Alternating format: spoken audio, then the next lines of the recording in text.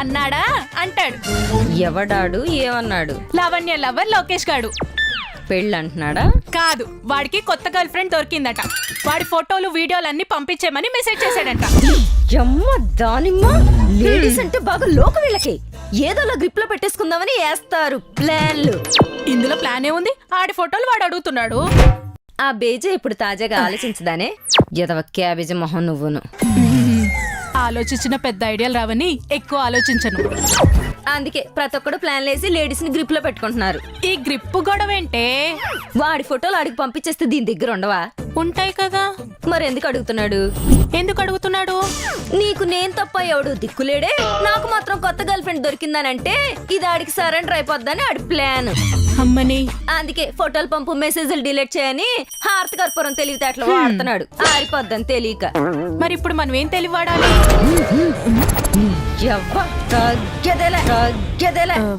ఆ ఫోన్ ఇటు పెట్టు. వస్తే లావణ్య, నువ్వు అర్జెంట్ గా ఇన్స్టా నుంచి వాడికన్నా స్మార్ట్ గా ఉండే ఓ 20 మంది అబ్బాయిల ఫోటోలు డౌన్లోడ్ చేయవే. పట్టేస్తుంది. డౌన్లోడ్ చేసి నాన్ స్టాప్ గా 1 by 1 పంపు. లాస్ట్ లో ఓ ప్రవచనం పెట్టు. ఏమని? ఇందులో నీ ఫోటో ఏదో చూసుకో, నీ మొహం నాకు గుర్తు రావట్లేదని. దెబ్బకి హార్ట్ బ్లాస్ట్ అయిపోద్ది. తర్వాత తాగి తగి లివర్ రోస్ట్ అయిపోద్ది. ఇంకో కర్పూరం ఏదో అంటున్నారు. ఇంకొకసారి నువ్వు ఈదులో నా పక్కన నడిచేవనుకో, నడిస్తే కుర్చీ మడత పెట్టి. అర్థమైంది. పెళ్ళ అంటే పక్కన నడక, ముందు నాడు గుడ్డోడికి దారి చూపిస్తుంది అనుకుంటారు. అయితే వెనక నేను బాడీ గార్డ్ అనుకుంటారు. మరి ఎక్కడ నడుతావే? ఓ పని చేయండి, మీ సంఖ్య ఎక్కుతా నన్ను ఎత్తుకొని మీరు నడవండి. అప్పుడు అమ్మాయిలు ఎత్తుకుపోయేవాడు అంటారు. చూడటానికి కూడా సేమ్ అలానే ఉంటాడు. దీంతో పాటు నిన్ను కూడా ఎత్తుకెళ్ళి ఏ ఆర్గాన్ స్మగ్లింగ్ చేసి అంతర్జాతీయ ముఠాకు అమ్మేస్తాను. పేడ పోయి పైసలు వస్తాయి. ఏదో దూడమో మార్చవే, సేమ్ అలాగే ఉంది. అవును, ఎందుకు నడవద్దు మీ పక్కన? ఆ చారిగాడి పెద్ద కొడుకు నన్ను అంకుల్ అన్నాడు. పూర్వకాలం ఎప్పుడు పెంకులు పేర్చినట్లో పుట్టాడు. అంకుల్ అనక భయ్యా బ్రదరు అంటాడా? ముదురు లేదర మొహం మీరు. నువ్వు మాత్రం ఎవ్వని గుళికలు తిన్న గంధర్వకని అనుకుంటున్నావా? పురావస్తు తవ్వకాలు దొరికిన పురుమోహం నువ్వును.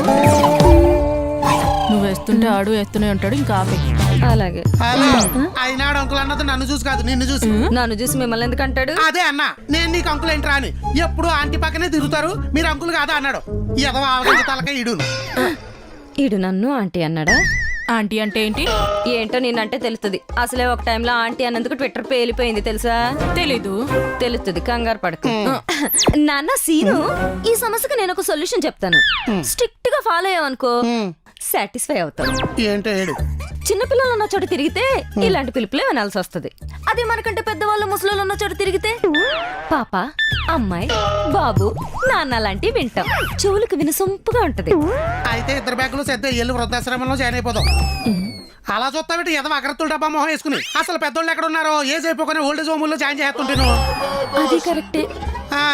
అయినా ఆంటీ అంకుల్ అని పేరు రాకుండా ఉండాలంటే మీకంటూ ఒక పేరు ఉండాలి. పెట్టారు కదా అమ్మా బాబు, సరిపోవా?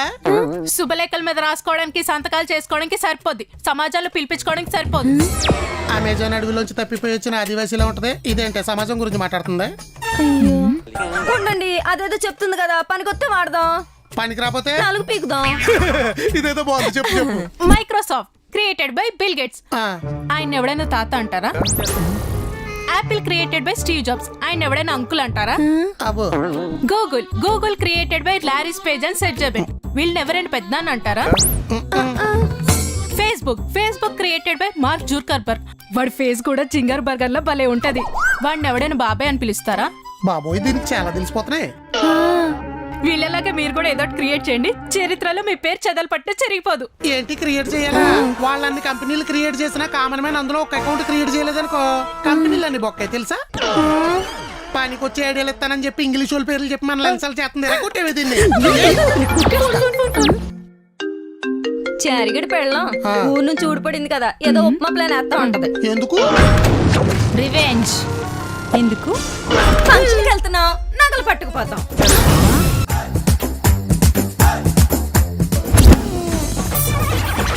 కన్ఫర్మ్ ఇది గిల్ట్వే. మమత గారు చచ్చారండి మీరు. అందుకు అమ్మని నా గిల్ట్ నగల గురించి పాంప్లెంట్స్ పంచి మరీ కాలనీలో నా పరువు తీసింది. చచ్చింది. అందుకు కౌంటర్ వేయడానికి ఏదో కాకరపోతు ప్లాన్ వేసే ఉంటది. చచ్చింది. మమత గారు, కుమారి గారు, అమ్మడి అమ్మ, లోపల లావా పొంగిపోతున్న పైకి ఏం ప్రేమ కురిపించుకుంటున్నారే? మిమ్మల్ని సీరియల్లో పెడితే ఎపిసోడ్లు సెంచరీలు కొట్టేస్తాయి. మమత గారు ఏమైపోయారు? మీ గొంతు వినగానే నాలోని మమతాను రాగాలు పొంగిపోతున్నాయి తెలుసు. కుమారి గారు, మీ మాట వినగానే నా గొంతులో పంచదార పోసినట్టు తీయగా అయిపోతుంది తెలుసా? తీపెక్కు తింటే షుగర్ వచ్చేస్తుంది కానీ తీయగా మాట్లాడుకుంటే ఏమైపోయిందండి? తీపంతా ఫోన్లోనే పనిచేయకండి, సిమ్కి షుగర్ వచ్చేద్ది. ఇంతకీ నా నెంబర్ ఎందుకు డయల్ చేయాలనిపించింది? కాలనీలో కిట్టి పార్టీకి మీ వంతు వచ్చింది. అందుక ఇంత సడన్ గా ల్యాండ్ అయింది ఇది. దాందే ఉందండి, తిప్పి కొడితే 20 మంది ఉండరు. పార్టీ ఇరక్కొట్టేద్దాం. 20 మంది అయితే అలాగే ఎరగొట్టేద్దాం. కానీ వచ్చేది వరలక్ష్మి రథం కదా, ఊళ్ళ నుంచి వచ్చిన ఆడవాళ్ళతో కాలనీలో ఇళ్ళన్నీ నిండిపోయాయి. మినిమం ఒక 60 మంది ఉంటారు. అమ్మ దానిమ్మ మమత, పెట్టావే మడతా. మన సైడ్ ఇప్పుడు లిక్కి మనం ఇచ్చిన కిక్కి చొక్కలు కనపడుంటాయి. కిట్టి పార్టీ వంక పెట్టి అందరితో మన ఇంటి మీదకి దండయాత్ర చేద్దామని పగడ్బందీగా ప్లాన్ వేసిందే ఇది. ఒప్పుకుంటే ఖర్చు పాచిపోద్ది, ఒప్పుకోపోతే పరుగు పోద్ది. పైసా ఖర్చు అవ్వకూడదు, పరువు పోకూడదు, కానీ పని అయిపోవాలి. ఎలా?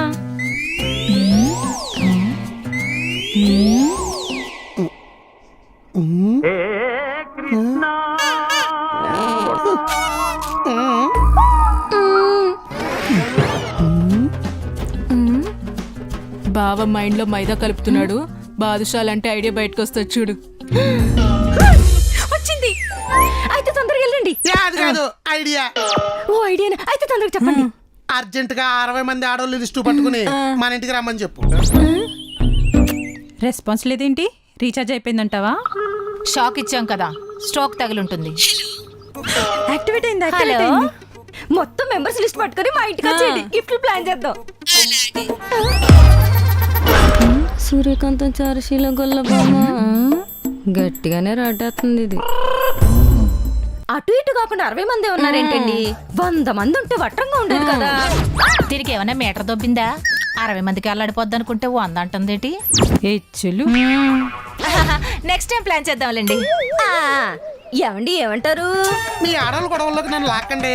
తెలివైన వాళ్ళు మీరు చూసుకోండి. అలాగే. హెచ్చులు. మమత గారు, మీ మమకారం వల్ల మా ఇంట్లో కిట్టి పార్టీ మెమరబుల్ అయిపోద్దండి. అవునవును. కిట్టి పార్టీ అంటేనే గేమ్స్. నేను గేమ్ ఆడుతున్నాను, మీరు ఆడుకోవాలి. సెలక్షన్ మొత్తం మీరే చూసుకోవాలి. గెలిచిన వాళ్ళకి ప్రైజ్ మనీ ఎప్పట్లాగా చీప్ గా 5,000 కాకుండా రిచ్ గా 15,000 ఇద్దాం. ఏమండి ఏమంటారు? మీ ఆడవాళ్ళ గొడవల్లోకి నన్ను లాక్కండి. తెలివైన వాళ్ళు మీరు చూసుకోండి. హెచ్చులు. ఇంతకీ ఏం గేమ్ అనుకుంటున్నారు? సున్నుండా లడ్డుండా? తినాలా? కాదు, వండాలా. మనిషికి కేజీ సున్నుండా, కేజీ లడ్డుండా.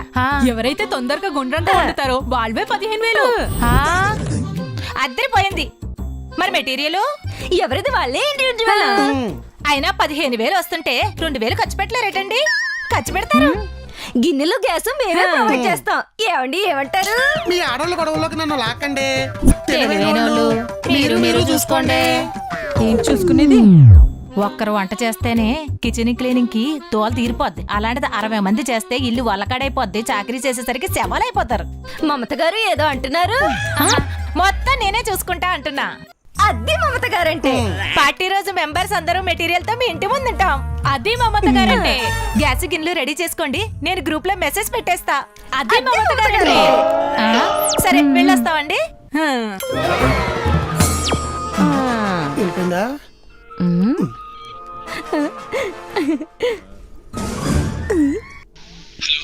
అరే సుగృహ ఫుడ్ సుందరంగా, వరలక్ష్మి వ్రతానికి రాఖీ పండక్కి స్వీట్స్ పెద్ద డిమాండ్ ఉంటాయి కదా. నేను చిన్న కుటుంబాలతో చిన్న కుటీర పరిశ్రమ పెట్టి 60 కేజీల లడ్డూలు 60 కేజీల సున్నుండలు పంపిద్దాం అనుకుంటున్నాను రా. ఎంత లాభం అవుతుందిరా?